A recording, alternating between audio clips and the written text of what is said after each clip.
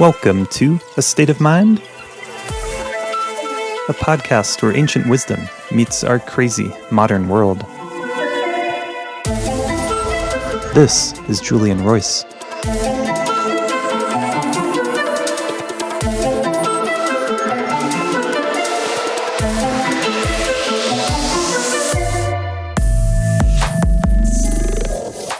Hello, friends. Welcome to another episode of A State of Mind. Wanted to share a few words with everyone before we jump into today's episode. So, just want to invite everyone to take a breath, take a moment, and feel whatever it is you feel right now. And let your breath bring you more into the present moment, whatever that moment holds for you. So the breath can become a bridge between what's happening right now and your ability to be fully present for it.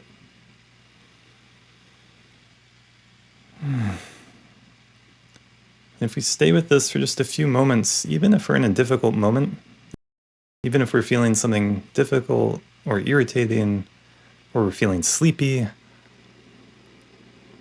there is a sense of power there because we're no longer being driven by the contents of our experience. We take a step back and fully feel it, and then you can make a choice about what to do from this place of greater awareness. I think for me, a big part of mindfulness practice, a meditation practice, how it connects with my life is when I can do that throughout the day, and when I can make choices that aren't just a continuation of the past. Maybe in the past you had a sense of yourself as being a certain person. It doesn't mean you have to continue to be that sort of person right now. You know, the time to wake up is always right now.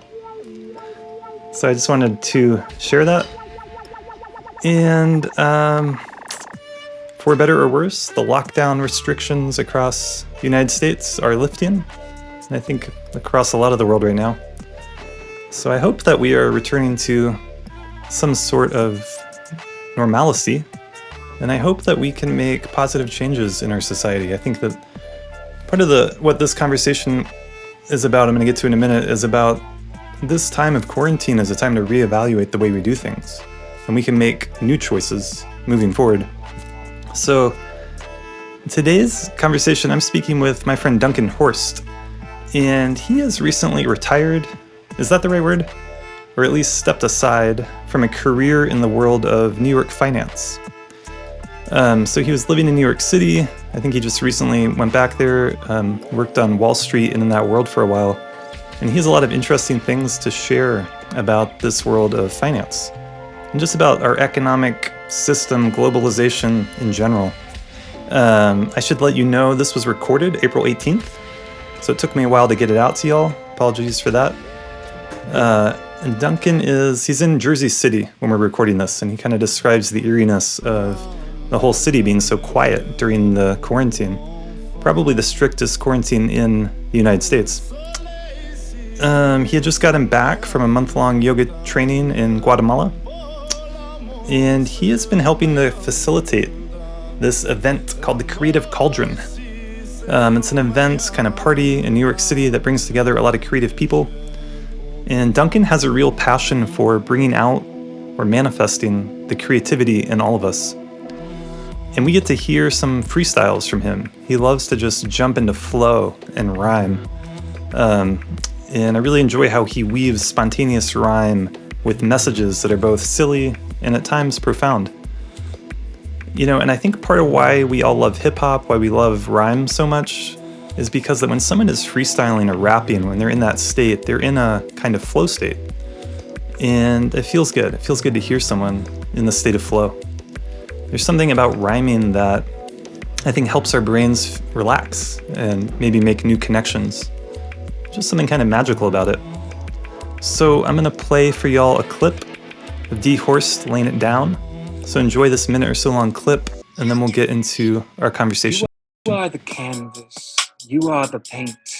You are what you want to create and everything that you ain't ready for yet. Open net. Get ready. Go and get set, because you are the set and the stage. You understand, you are the birth of the age. You're all of the stories you write. You are the day, you are the night. And so everything that we create, everything we open wide is just a deep reflection of the truth we hold inside. You're a diamond shining white within a shooting star. Let it flow from galactic oceans. If you want to understand the magic potions, you gotta let it rip. You gotta pop a cork. You gotta let it flame. You gotta be the stork giving birth to a whole new reality. Open wide, this is your true fatality, killing everything that you're not. Open wide, let a spark. Open wide to what you forgot. Remember, that's rebirth. Memory of a new earth, of something that you have within your heart, not a staid, cold plastic shard. So I hope you all enjoyed this conversation.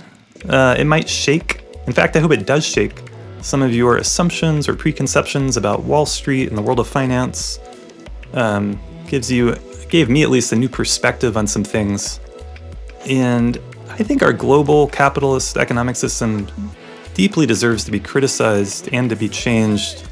And at the same time, it's not necessarily the case that everyone involved in it is a psychopath, intent on hoarding as much wealth for themselves as possible at the expense of everyone else. No, I think what we need to do is look at and start to change the system of incentives that drive this behavior and are leading us to ecological disaster. And that's something that I get into with Duncan a good bit. And he has some, again, interesting insights on that and really ends on a positive note. So, without further ado, I bring you Duncan Horst.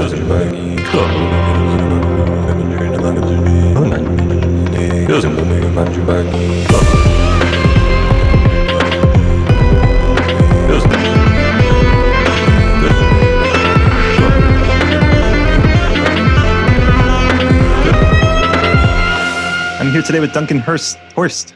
Duncan, thanks for being on the podcast. It's my pleasure, Julian. Yeah, and you're speaking to me from Jersey City? Is that what you said? Jersey City, yep, right across the Hudson River. The whole area is pretty quarantined down. Face masks mandatory to go outside. The city is eerily quiet. It's kind of beautiful. But I'm in a pretty gorgeous artist warehouse loft apartment with just me and my girlfriend. We've got plants everywhere.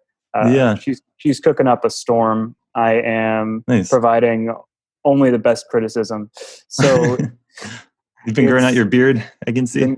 Been growing out my beard, yeah. So I left a finance job that I'd held for about 6 years, January 6th, for a number of reasons. I was just running down on energy.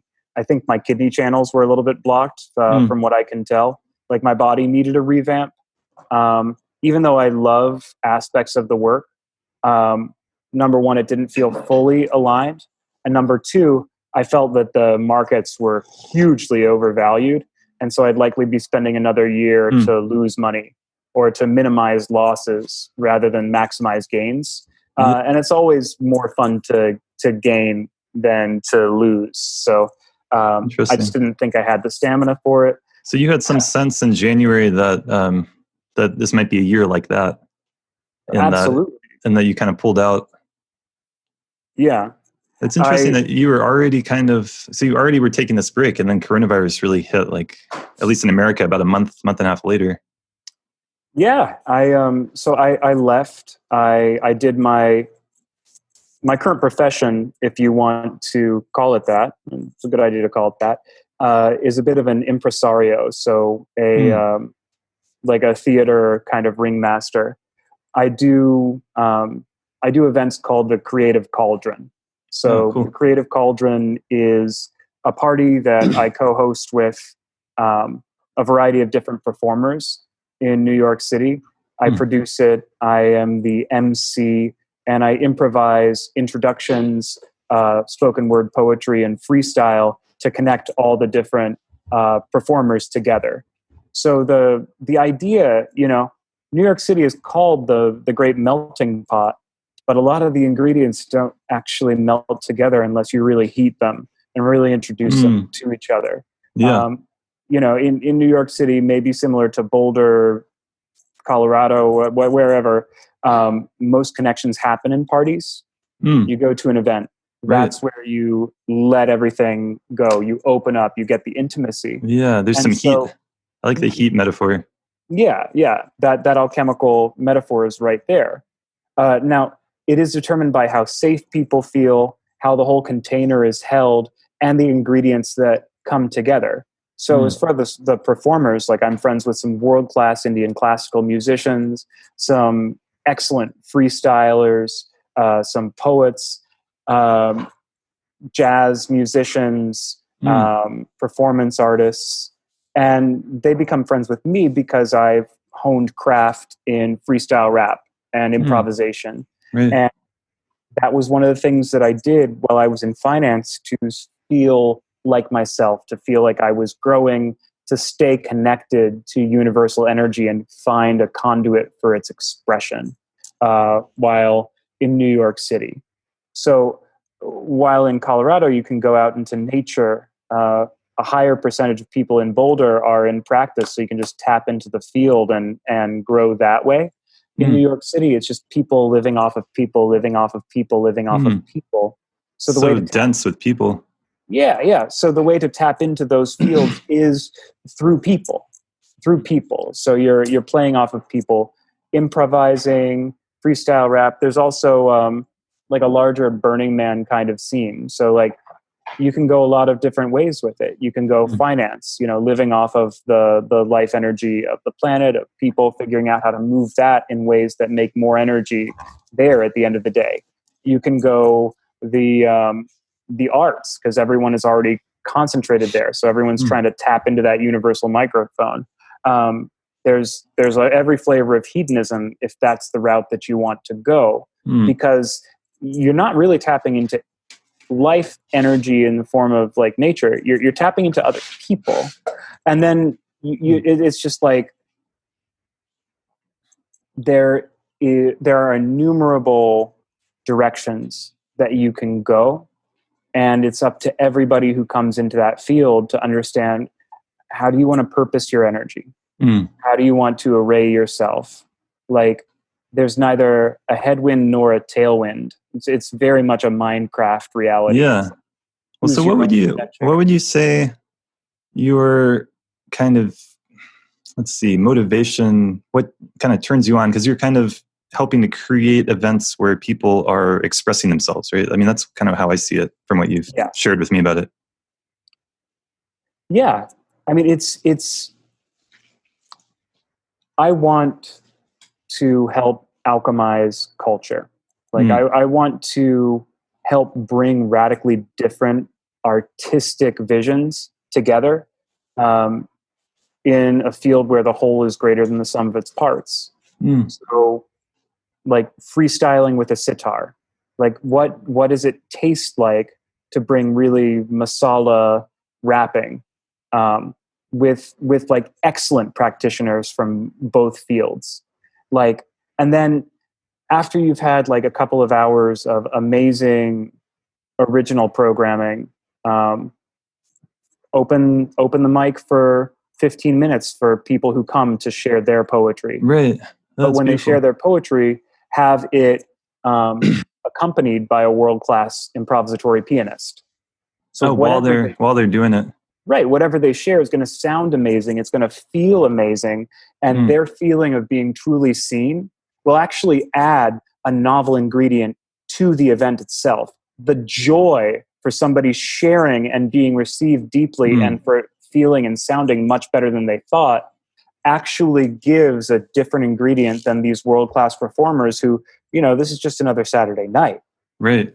This is a gig for them. But for somebody else, it might be, oh my God, this is an initiation into sharing myself, into developing these kind of skills, into a new way of being. And so I've heard it said that the ideal life is 1/3 learning from people who are more cultivated than you, 1/3 interacting with colleagues, with people on your level, and 1/3 teaching other people who, you've cultivated something and have something to offer.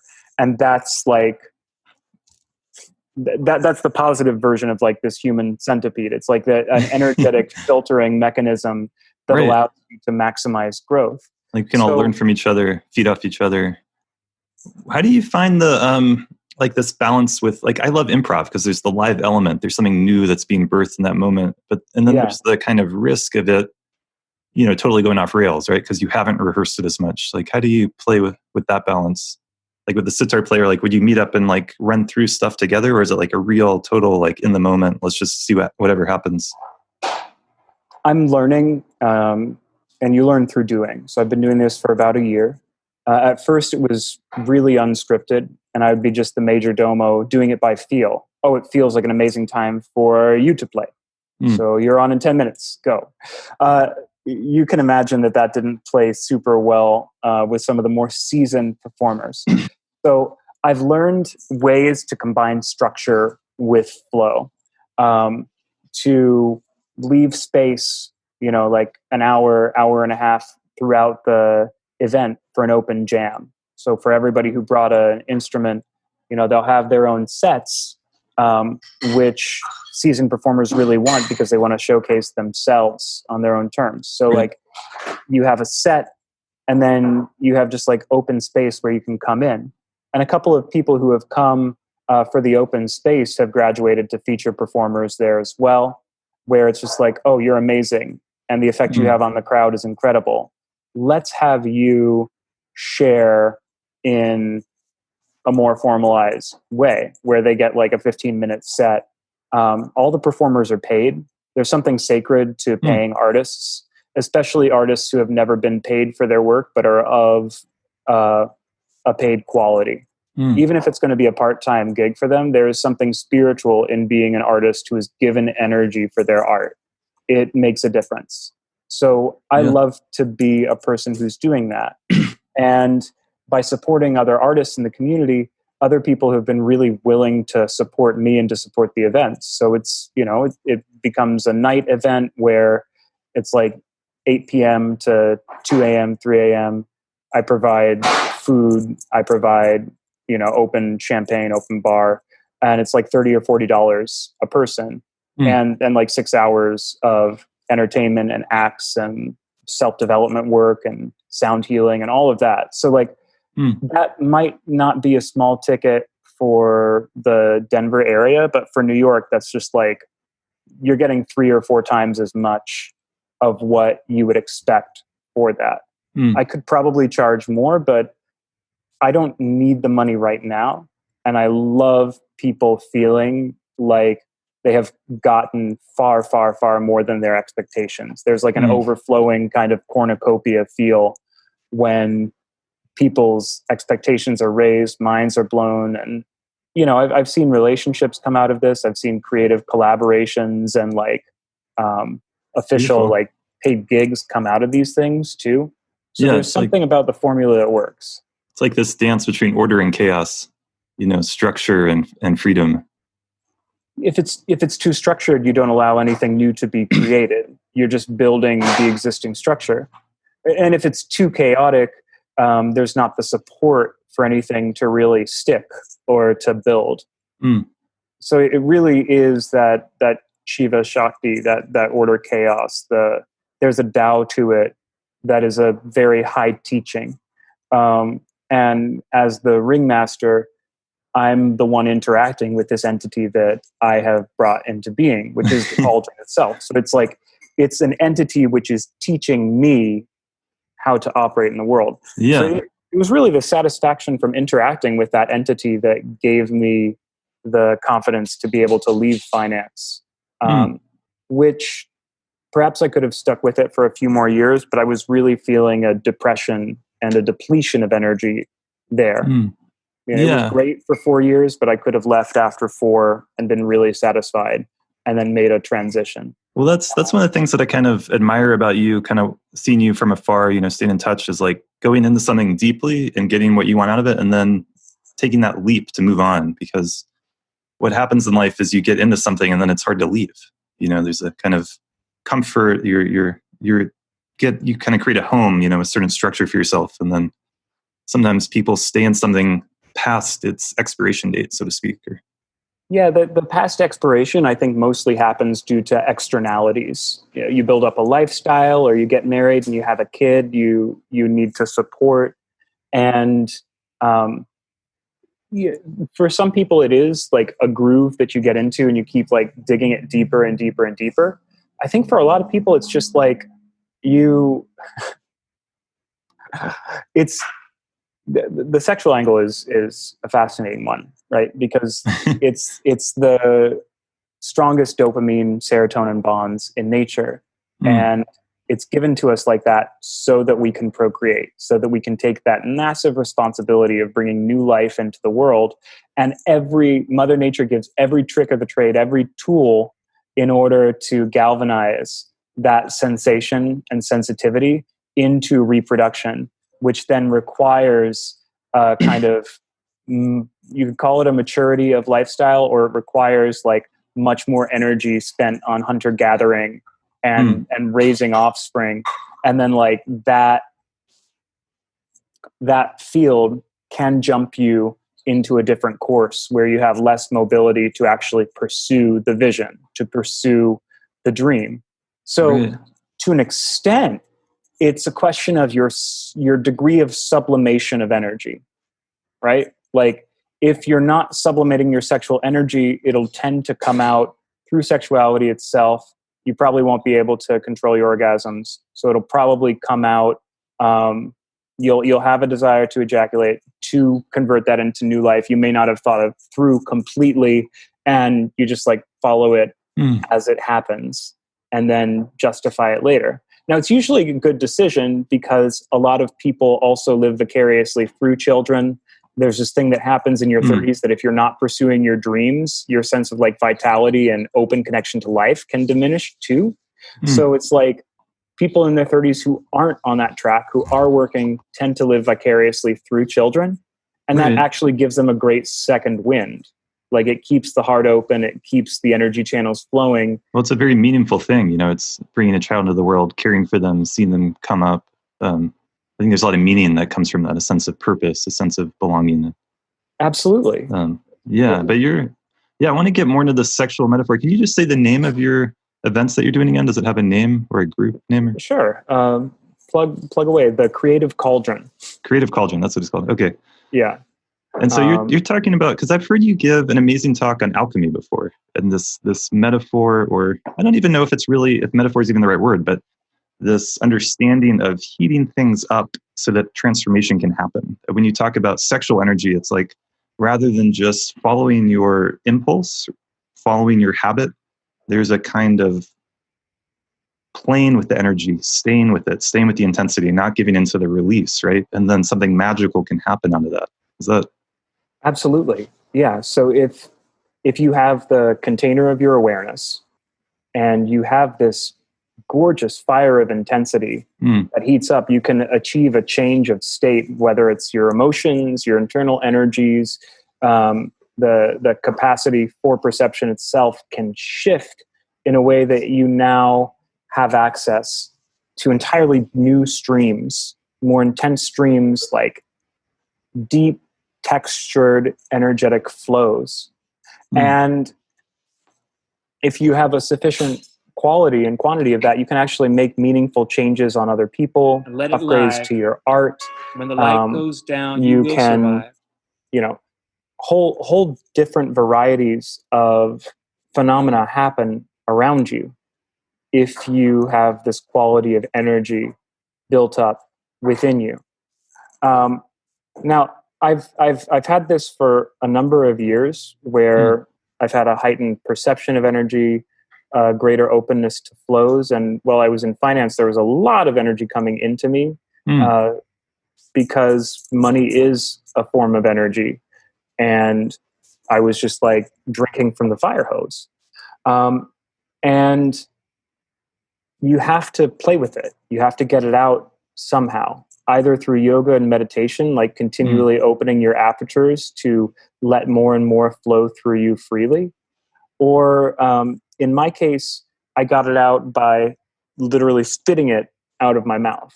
Like the fire hose was coming in, and this was the open gasket.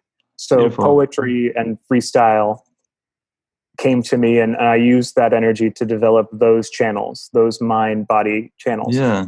Everybody who taps into this energy will develop it in one way or another, whether that's to feed their talents and their growth or addictions or whatever it is. Right. You're going to use that intensity to strengthen neurobiological channels, which increase your capacity to do whatever you put your mind to. Right.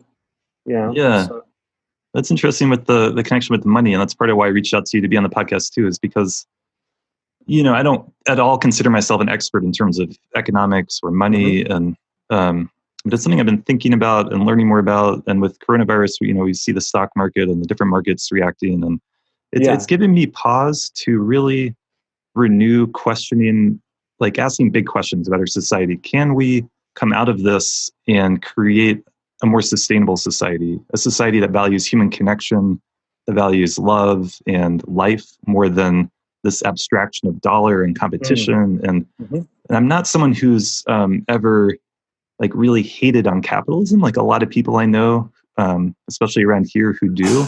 Yeah. And at the same time, it's just become very apparent to me the downsides of capitalism on our psychology, on our well-being. This like constant struggle for survival that so many people go through life with. This constant never having enough, having to push yourself so hard, rather than trusting in the abundance of the world.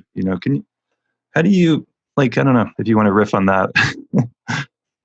I could definitely riff on that. I think top down, the most important aspect is, for the near to medium future, is political change. And I frankly doubt that it could come from a Biden administration as Me too. well. So, no, it's been very depressing for me to see him get the nomination. And a lot of people that I talk with are like really bummed about this. yeah, I mean, you're not necessarily going to get more of the same from a neoliberal corporate capital institution. You look at the first joint stock companies, you're talking about like the East India Company. Right. I mean, the entire business model of the East India Company was get some mercenaries, bring them overseas, and conquer indigenous people, and then export all their stuff back to Europe.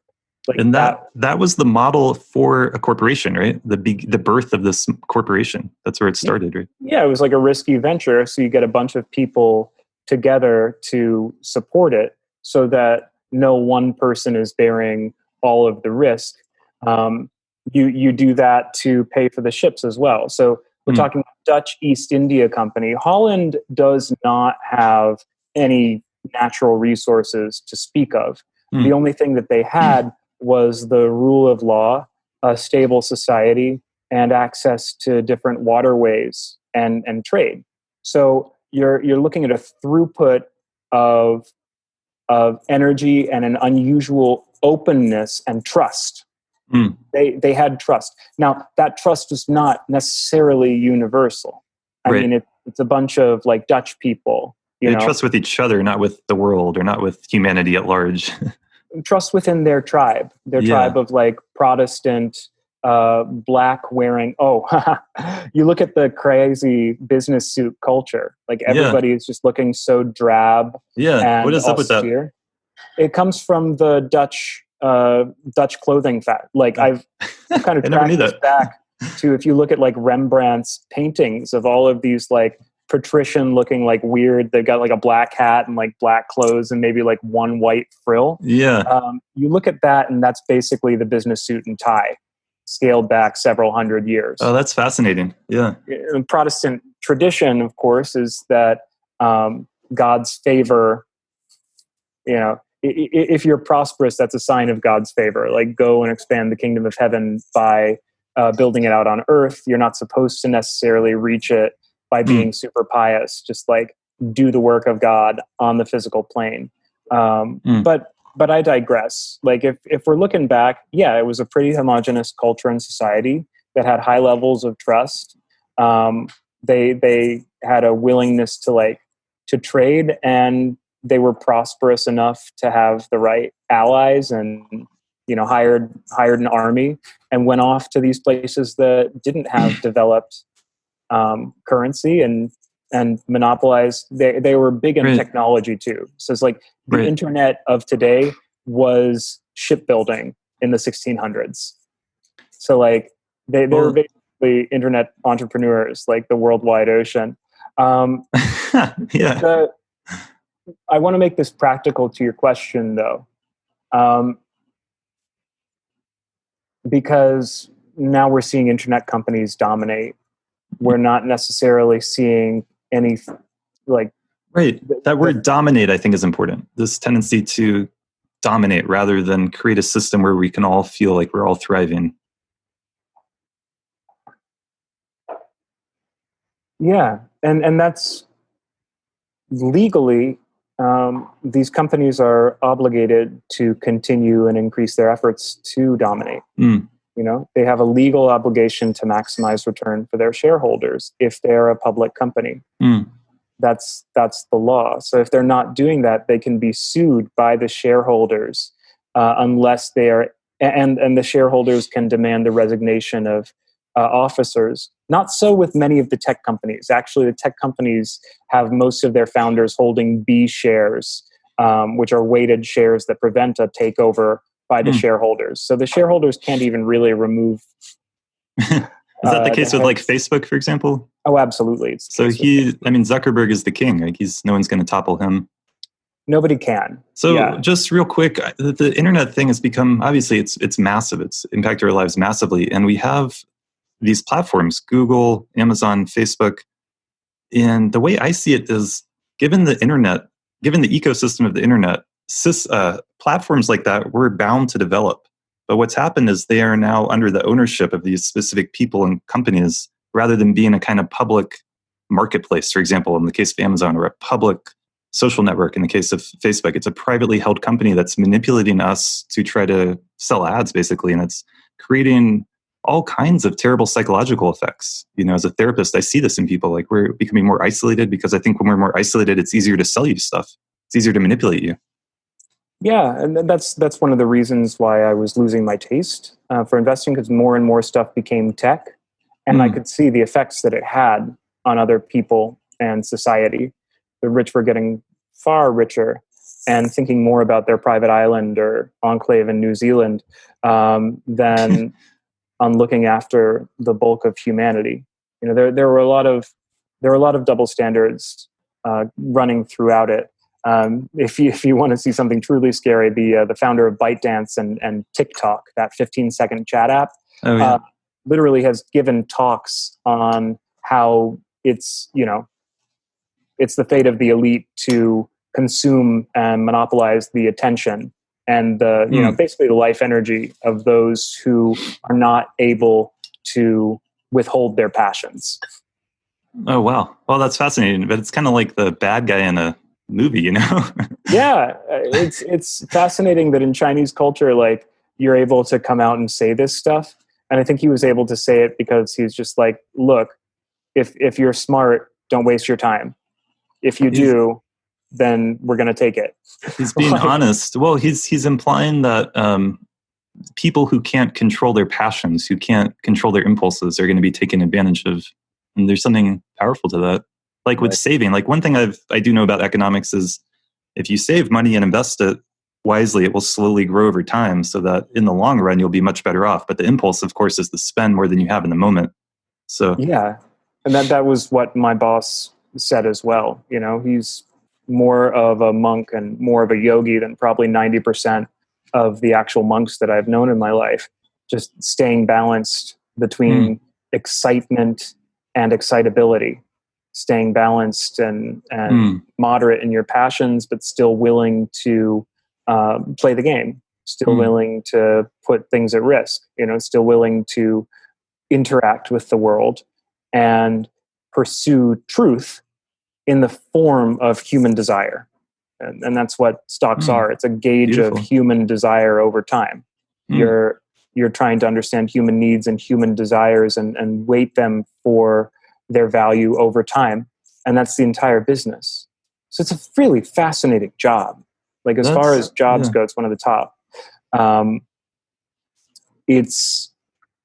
If you can look at it that without succumbing to the myriad distractions in the field, and connect yourself either to somebody who has a massive pile of other people's energy in the form of money, or figure out a way to network and interact, go to all the right clubs in New York and summer at the Hamptons and make friends with several erstwhile billionaires and get them to turn over a chunk of their assets for you to manage at 1% and 1% of the gross and 20% of profits, then you can do quite well for yourself.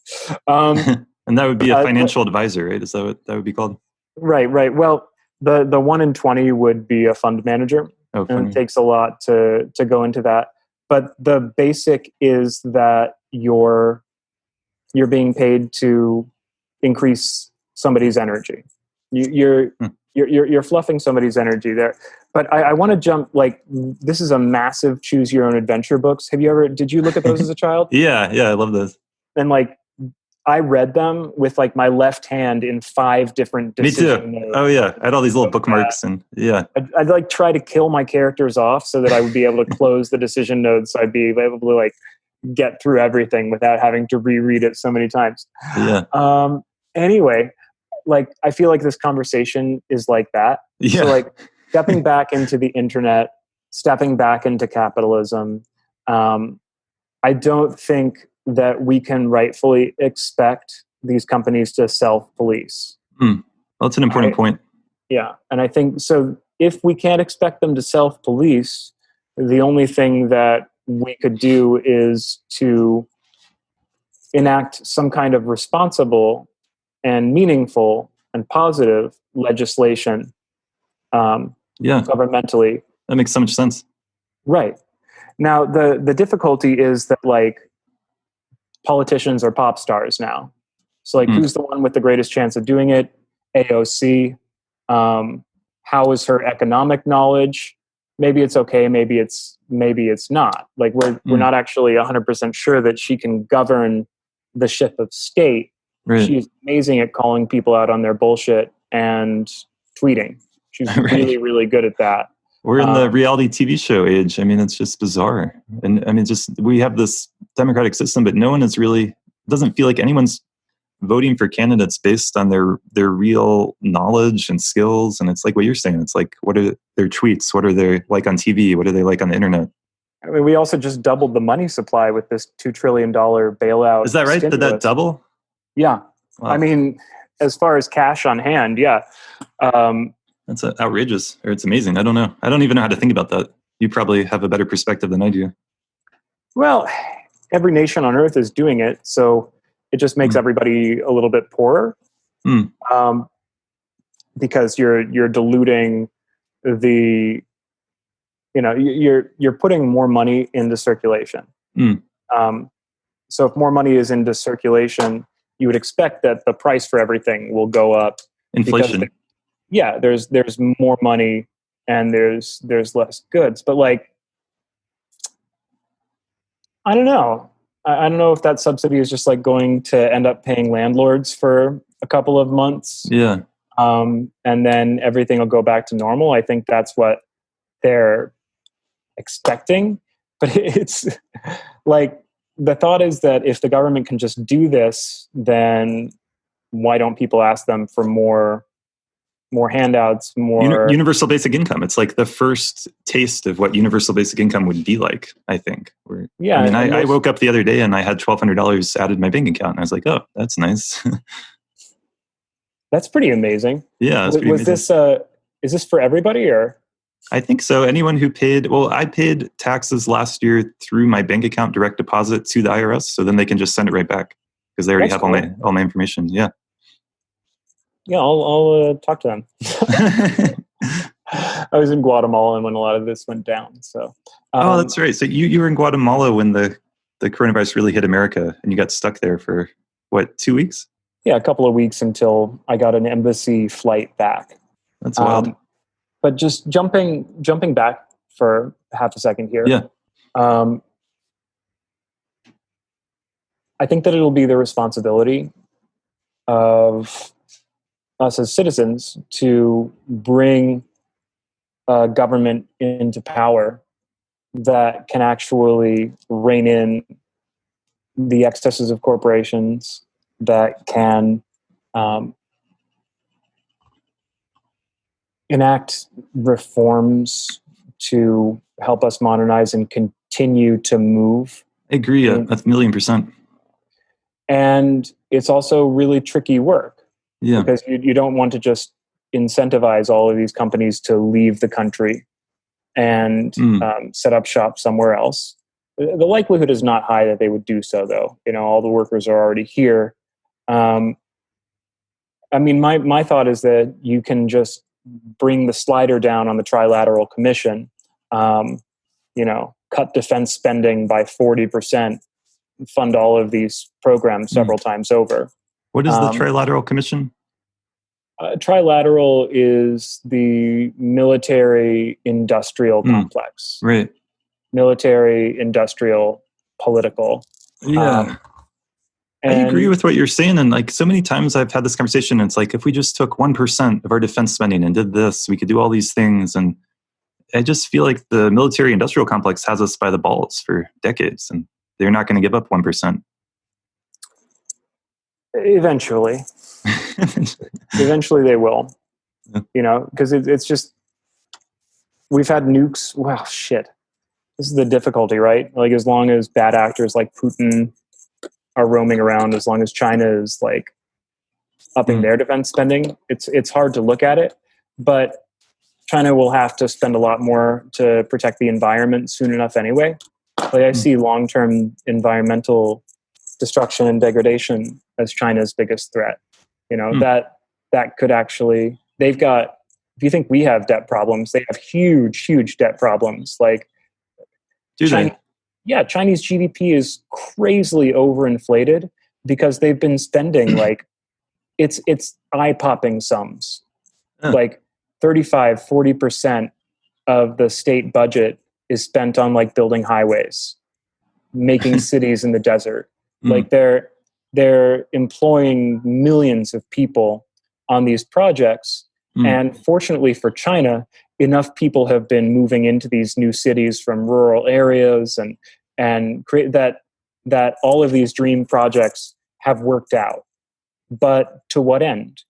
They're on these balance sheets. The Chinese state banks have been forced to give like 20-year loans to all of these projects, or 30-year, or whatever it is. And if they stop bringing in money, suddenly they have multi-billion-dollar liabilities on their balance sheet.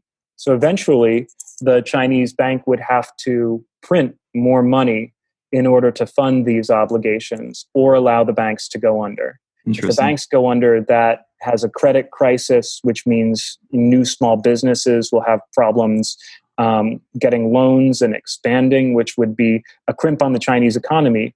The Chinese won't allow that to happen because their bargain with the Chinese people is, we will take away your freedom, but in exchange for that, you will have prosperity if you work hard for it. And so the 6%, 7% GDP growth every year has been seen as the mandate for the Chinese Communist Party to continue with their fiat rule. So they're doing everything in their power, including probably fudging the figures, in order to hit those targets, to claim that they are, the rightful kings of heaven, sailing the ship of state in the right direction. No, I'm a massive critic of the Chinese government. I think they're pretty terrible. A lot of people don't realize how much debt China's in, because we always hear about how much debt we're in and that we owe that money to China.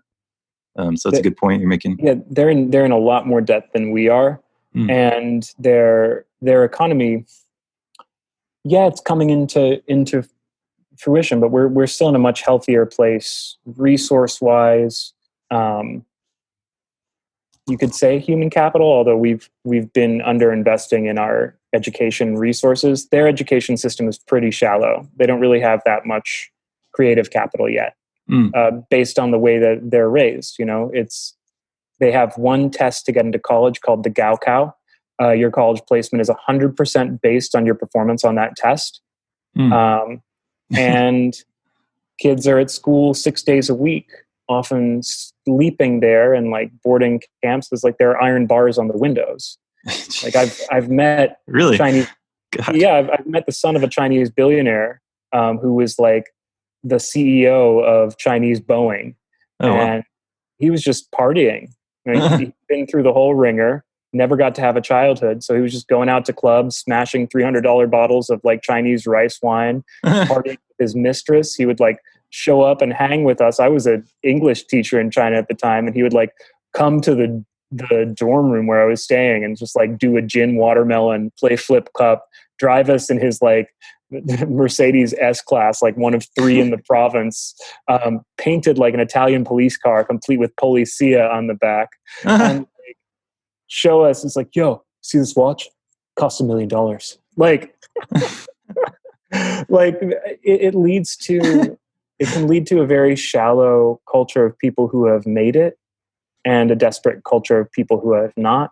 And but that's what happens when your entire culture is just like wiped from the face of the earth 50 years ago, and you have to build it all from scratch. Well, there's a huge amount of trauma there. I mean, it's massive. Yeah. So anyway, I mean, like, I think the fears of China are a little overblown.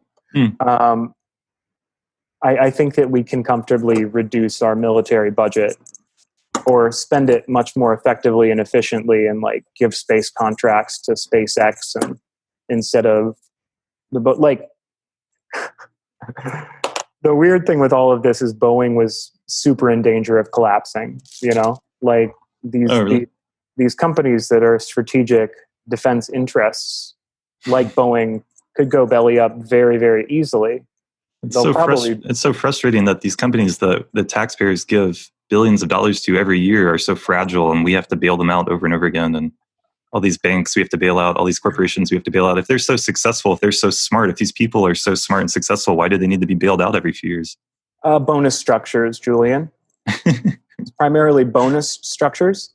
Most of the money during this huge run-up from Trump's tax cuts went into share buybacks. So you want to explain that a little bit? Sure.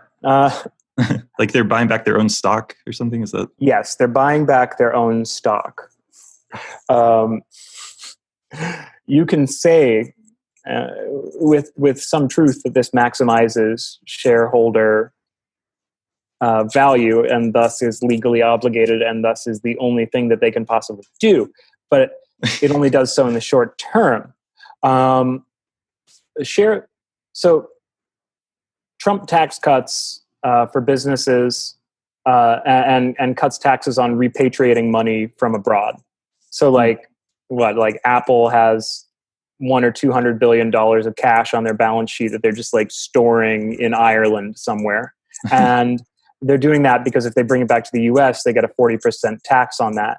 But then Trump slashes it to 15%, maybe 5% in some cases. Wow. So it all comes back to the US. All that money comes back, and then they use 150 billion of that money not to pump back into the economy and expand jobs, but to actually buy back shares of their own stock. When they buy back, so they just give it to themselves, basically. To an extent, not directly to themselves. But let's say you're Apple, you're worth $800 billion, and you spend $100 billion to buy back shares of your own stock and discontinue those shares. You buy back those shares and discontinue them, you're boosting the value of all of the pre-existing shares of the stock that still exist after, every share you buy, somebody has to sell. So you're enriching the people who sell those shares to you immediately by the amount of cash that the shares are worth. When they sell the shares back to the company is like, these shares no longer exist. So like instead of 8,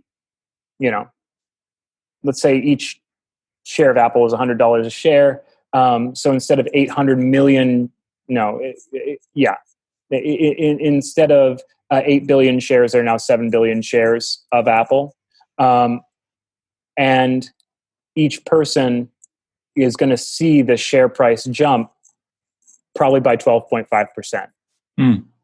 So if you got $10 million of Apple stock, you probably have $12.5 million now, because the market will revalue it. They'll say, oh, Apple is a bargain. It should be worth more because it earns this much. It's likely to earn this much money. And when you see the earnings per share, like if it's stable, you compare that rate to the rate of treasury bonds, the risk-free rate. Used to be about 5%, is currently pretty low, about 2%, and they're going to try and cut it lower for these crises. And then you get a risk premium above that rate. So that risk premium is how risky it is to buy shares of a corporation that could fall out of style. Maybe people stop using Apple products, like maybe sales drop the next year. So what's the kind of rate of return that you want to get on this? If treasury bonds are giving 3%, maybe you want to get 6 or 7% from in sales growth from a corporation in order to deal with it. Maybe you need that kind of implicit dividend stream to make up for the fact that it's riskier than investing in the U.S. government. And so if you look at that, that's where stocks tend to be priced. You're looking at the earnings that they bring in, and those earnings are divided by the total market price of the security. So it's like if Apple is valued at $800 billion, they made like $100 billion in profits. You divide that out, that's a 12.5% return. That's huge. That's like 8 times earnings. You would actually expect it to trade higher than that, because that's like a massive return over what you could get for treasury bonds, which is like 3%. Right. So there's more risk than there's more return. Yeah, but you're also, with that kind of a multiple in these kind of markets, you're expecting that the business will shrink in future years. Oh, interesting. Like that's all of these numbers, like price to earnings ratios and, the net value of a stock, it all tells a story. Like the whole arc of it tells a story of what the market is doing. But if it is, if it's a low price, then the market is saying this business is going to shrink. It will be less relevant in the future. If it's a high price, usually there's very, very high growth at the back of it that is pushing it larger and larger and larger in future years. Like internet businesses are growing 20, 30% per year. Like Amazon is now at its highest ever valuation. Bezos is worth 140 billion again. Jeez. Like it's pretty amazing. But the jam with all of this is you're pricing these businesses on growth and on an idea of future prosperity. And one of the reasons that I left was it was hard for me to believe that version of the future. Right. Okay. That's fascinating to me. I mean, I appreciate you getting into the weeds with me a little bit here, because I don't get to often talk in this kind of detail about some of this stuff. But this whole system is based on perpetual growth. And that's something that a lot of people question for good reason. And like the impact it'll have on our environment is one of the number one reasons to question that. Absolutely. And we are at the tail end of the nation state system, I think, for this precise reason. Like you actually do need to have global controls when you're dealing with a global interconnected system, the environment. Like unless you can have some kind of legislation that is actually binding on all the actors involved, a mandatory Kyoto Protocol, a mandatory prohibition on fishing in international waters, on deforestation, on all of these, like people who are skeptical of like a one world government and speaking of the sovereignty of individual rights. No, you actually don't have them when compared to the welfare of a larger system. You want to talk about like a new world order? No, it's not relevant any longer because we are a part of nature. If we destroy nature, we destroy ourselves. So there has to actually be some way to enforce these norms in order to do business, like an environmental Geneva Convention. Of course, just about every president has disobeyed the laws of the Geneva Convention, so it does tend to be a golden rule. Those with the gold make the rules. Power grows out of the barrel of a gun, but if you hire the mercenaries, this is dark. Yeah, it's some dark stuff. Well, can we have a world system that protects the environment, that protects individual rights, and that doesn't go down all these dark conspiracy routes of the New World Order and some fascist takeover? Because that's what people are afraid of. But by being so afraid of it, we're kind of perpetuating this system that's not working either. What? Oh, I was joking about New World Order stuff, just like I am with Illuminati. So you don't believe in the Illuminati? No, I don't. I don't because most people are pretty stupid, and most like people in power are not very spiritually evolved or advanced, because power has a tendency of eroding those capacities. Well, that's interesting. Yeah, there's been some interesting, really fascinating psychological studies about how gaining more power, you kind of lose empathy and you lose some intelligence, like kind of on average. Like they've done studies showing. You kind of have to, because suddenly everyone's asking a favor of you. People want something from you, and you have to deliberately deaden yourself so that you don't bleed out to everybody who with an outstretched hand. Not just bleed out your money, but bleed out your time and attention. So you wall yourself off. You create a gated community within yourself where your time, your attention, your energy is at a premium, and you charge a premium for that and operate within that structure. And the most successful people operate with integrity within their gated community of self. But you're also within that gated community. It's very, very hard to avoid that kind of self-isolation from other people, and thus from looking out for group welfare, because they're, at that point you're very opposed to handouts and the idea of like an undeserving person getting a chunk of your energy, your time, your attention. And that walling at the highest levels of society replicates itself all the way down. There's a trickle down isolation that comes with it. Yeah, it's a fascinating thing where the more money you get, the more isolated you tend to become, like exactly like you're describing, because you can afford the mansion, but then you have all this space between you and your neighbor. And it kind of feeds a kind of paranoia, I think. But then these are the people with all the power. Not all the power. I mean, or a lot of the power. Celebrity culture is different. Your power comes from the people that you connect to and the demographics that you please or entertain or through like Oprah. That's a good point. Yeah. Many celebrities are weighted based on their impact and their reach. Business owners have to work with their entire business too. Like CEOs are really high caliber people in most cases, especially founder CEOs. And even like fund runners, like generally the Wolf of Wall Street type happens once in a few generations. Like most Goldman Sachs people are really straight and narrow. Like I saw when I was at NYU, I saw like Goldman Sachs mid-level directors, I think they were directors anyway, who were like part of a Christian outreach group and who were just like really involved, really kind, sweet people.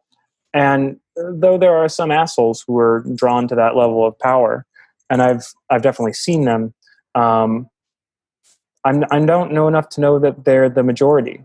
That's good to hear. Yeah. Yeah. I think these are just tendencies of human nature that we haven't been able to directly address because it's our tendency not to think systemically, but to think individually. It's just this one bad person's problem rather than like, oh, this is a tendency that I share as well. I just don't have the resources and access to opportunities to actually play this out on a larger scale.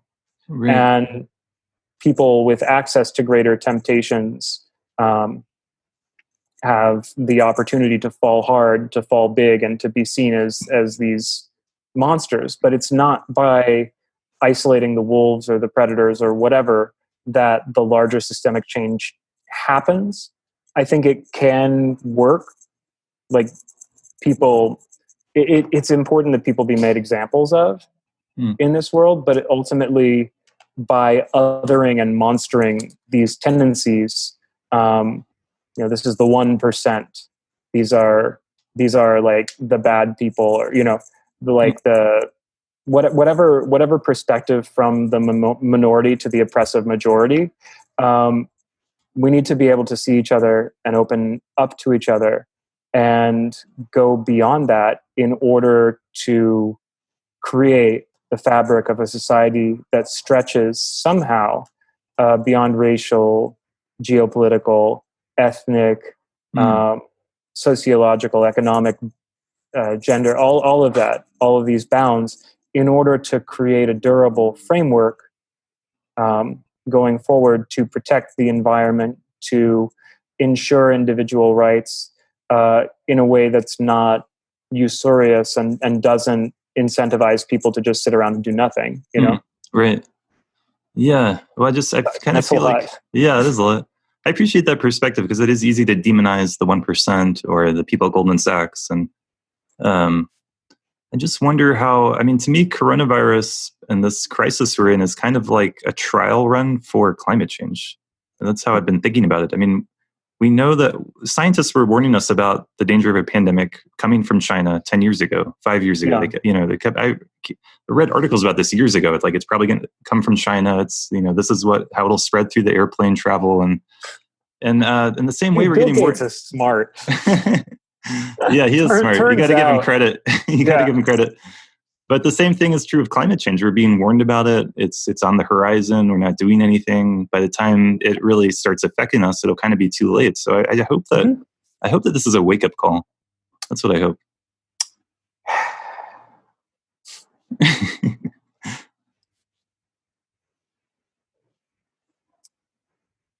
Politics would have to shift for that to be the case. I think you would have to have a very significant political change in order for that to be true. China might be closer to it than we are. They're mandating all electric cars on their roads. But they're still hugely polluting because they have all the factories there. That's the source of their pollution. We're in a much better space than they are. We just have cars and cow farts. Well, they have a stronger centralized authority, obviously, which has some advantages in dealing with a big problem like that. It hugely does, because we're dissfunctional AF. Yeah, we're like a dysfunctional family that's squabbling amongst themselves. And mommy and daddy are fighting. Well, when you would when you're in the finance world in New York and everything, what is your sense of how people like Goldman Sachs, for example, might think about climate change? Are they taking that seriously? Or are they kind of only individually? Individually, yeah. Only individually. The responsibility of all the firms is to maximize profit. If people make ethical decisions, it's either laid down in the guidelines of their fund. They're an ethical fund, or it's not. The way my boss gets around it, he'll invest in anything, but he ended up tithing to environmental charities that he handpicked for their effectiveness. So that was his carbon offset was a direct contribution to the environment. Does everybody do that? No. Do a fraction of people do that? Probably not. It's a fraction of a fraction. And he definitely pulled more than his weight, I think, in impact. Yeah. But it is good, but very few people do it, And you have to get to that level to actually have an effect and a meaningful impact. So, he's at this level after doing this for 30 years. Who has that level of self-sacrifice or determination? Obviously you're incented to do it. It's a rare person, right? Yeah. Yeah, we got to look at the incentives, people in general, how we're incentivized. if you ask anyone individually, they don't want to hurt the environment. But if all the incentives are pointing in the opposite direction, then you can't really blame them. Can't blame us, I should say. Exactly, and we've been pretty rough offenders as America. We haven't signed any of the ratifications. We've moved out of the Paris Accord. We never signed the Kyoto Protocol. Right. We're not the city on the hill here. Right. We're really not. We've done a lot of the most promising research and contributed a lot of science towards that. That's laudable. But we've definitely relinquished global leadership on the issue, and it'll bite us in the ass if we don't make real strides to tackle it. Dude, it hurts. It's actively painful. Like, it hurts my heart to think about it and to say it. I'm sure that I hold some degree of crisis on this, and I've contributed my share of thousands to ecological charities and outreach efforts and awareness efforts. I've given some people that and we know, and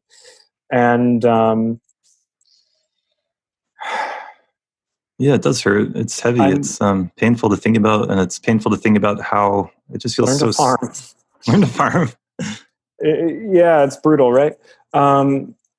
Build connections. Stay connected to the soil yourself. Stay connected to different groups. It might not be relevant for another 30 or 40 years, but eventually it'll be relevant. Unless something big can happen politically, ideally within the next decade. But we have a recursive system, Chinese are brutal motherfuckers, but please bleep that out in post. But they also have a command and control system that can actually approach these systemic difficulties. And maybe we can as well, but there needs to be a whole different level of awareness to these shifts than there currently is. And it's just very hard to approach and address. Like, it hurts. It really hurts my heart to. But I appreciate the resonance of you that you can hold it and I can feel it, and I just. Yeah, I can feel it talking to you right now. Yeah. It's relevant to grieve. It is relevant to grieve. Yeah. It feels like, it is relevant to grieve. And I mean, it's good to appreciate everything that we can and do what we can to help things and kind of trust in the bigger picture of life. I think for sure, like, new species will evolve, but we are in this massive kind of extinction period right now. And it's just, it's tough to think about. Well, it's a world run by joint stock companies. The entire world is run by joint stock companies and mafias. Mafias? Yeah, Russia and China are run by mafias. Trump wants to get his little mafia up and running. He's like a cross between a mafia and a joint stock company. Yeah. And then the rest is just run by corporations. The world is a college of corporations, as Network famously posited. But the jam with all of this is that what do these companies do? If they're there to maintain shareholder interests, they are run to grow, profit, extract the maximum that they're legally able to do. And laws are just suggestions. They're mere suggestions because it's more profitable to break a law, spend money on lobbying, and pay a mere $50 million fine to get a $5 billion monopoly over a certain resource, or then they'll do that. These laws are suggestions. They're ruthless. Not ruthless, just it's not ruthlessness. It's just game theory. It's blood. Like, there's an actuarial mindset, right? And that's the thing. If we try to go down a more kind of have a positive vision for the future, like, can we create a system that incentivizes social good, environmental good? Could that be tied into the success of these companies? Like, could we use this capitalist model, which has been so successful, and kind of redirect that energy in a way that takes into account air quality, water quality, life, natural areas, Yes, I think it's entirely possible. I think it does require radically different understanding of public and private bounds, and would require some political rejiggering. Yeah. The in order to avoid the tragedy of the commons, where our shared resources and quality of life is slowly diminished in a kind of boil the frog de-evolution, Mm. in order to avoid that, the elements of the state would have to be in charge of the quality of air, the quality of water, the quality of soil, all of the above. Mm. And the reason that I don't believe in conspiracy theories is that most bureaucrats are really dumb. They're not That's a very refreshing creative. perspective, because so many people I know, friends, and they've gone off the conspiracy deep end with coronavirus, and not Yeah. everyone, but I'm seeing it more and more on my newsfeed. And it's popping up more and more in conversations. So Yeah, that's like this beard. This beard is it's not trauma response, but like big beards are popular in times of geopolitical distress because Mm. they're a sign of patriarchy, masculinity. I got this shit Interesting. under control. Check it out. Beard is large. Um, Whereas like back in the late 90s, like after the fall of communism and all that, you have like boy bands like Squeaky Clean, Androgyny. Oh, interesting. Yeah. Yeah. These looks change with different like optimistic or conservative mindsets. Mm. And I'm not, oh fuck, I'm not of the structurally negative school, right? I'm actually quite optimistic.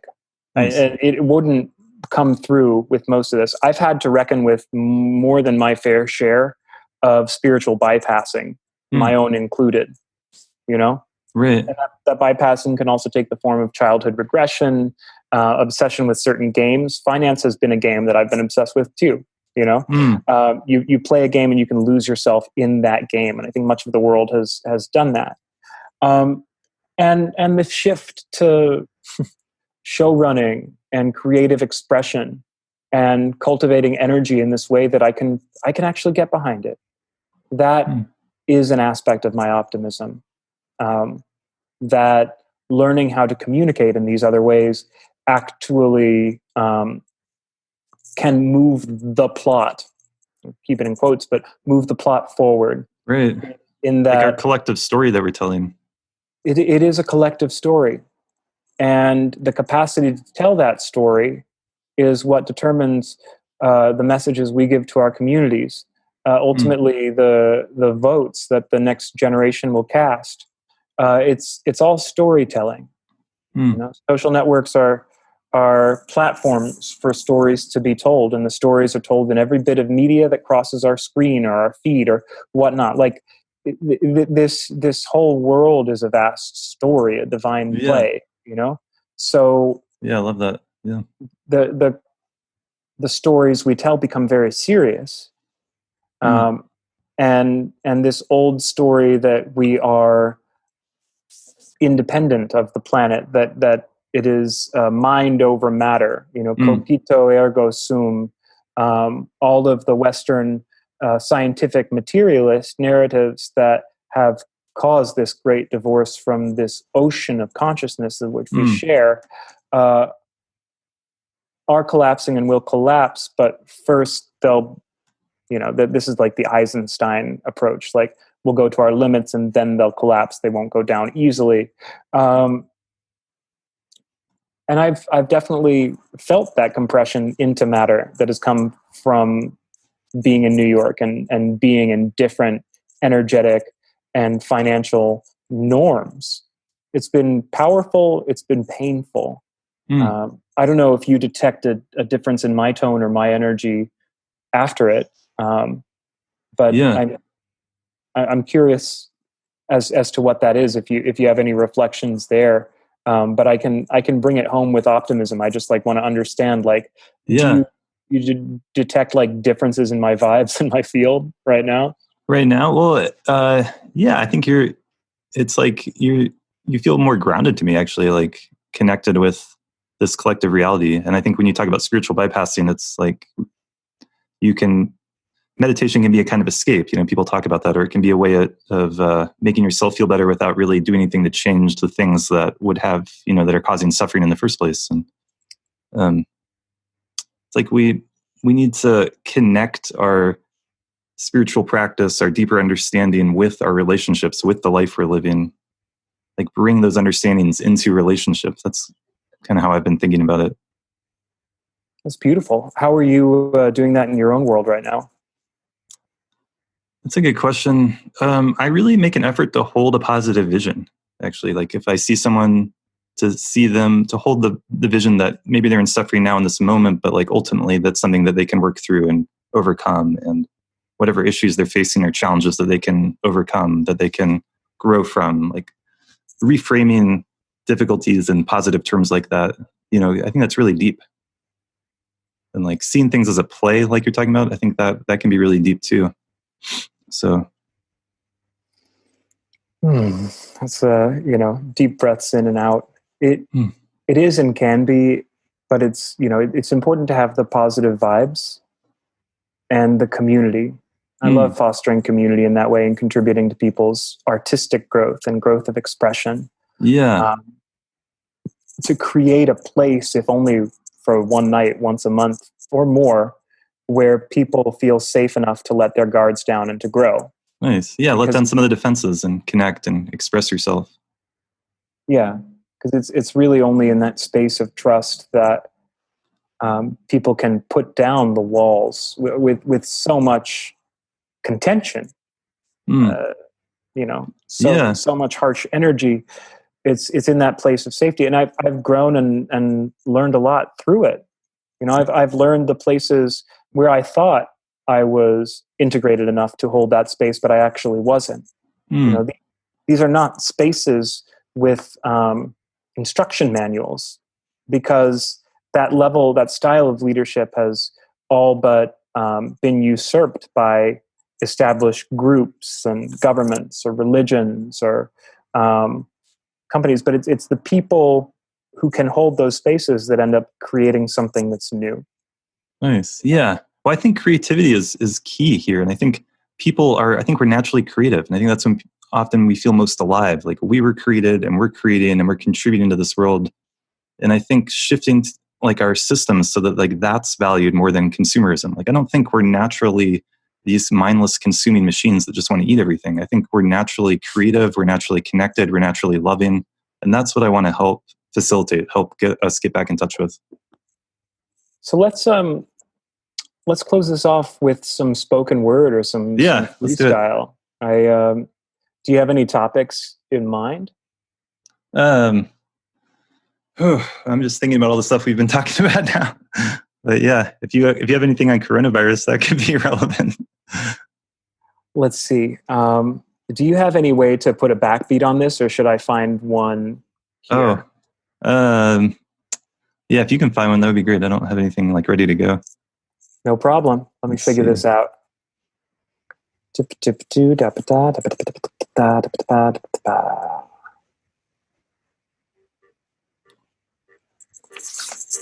Okay.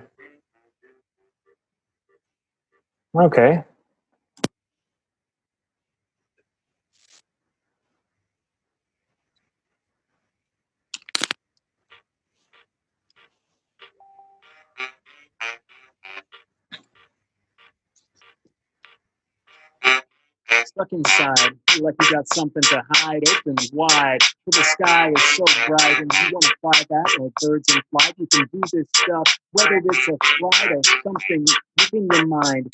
Look inside, not your third eye blind, open to the sky above, open to your heart in love. Push comes to shove, yeah, I've got to turn down the beat and let it spit, because if we're going to hit this stuff, we never need to quit. Keep dreaming, understand yourself.